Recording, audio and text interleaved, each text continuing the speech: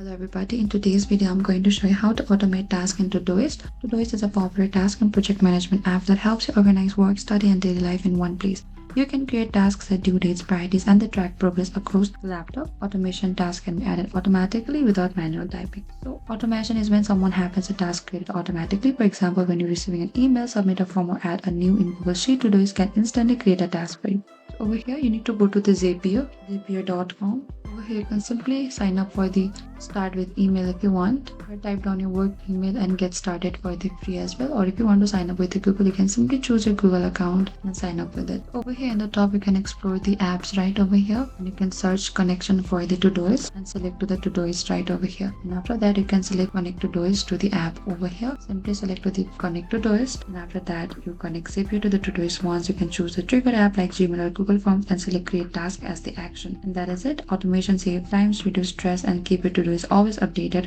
One set up task flow into Todoist automatically so you can focus on doing the work, not remembering it. Thank you for watching this video. I hope I could help you. Don't forget to like, subscribe, and if you have any trouble or comment, please comment down below and we will reach out to you very soon.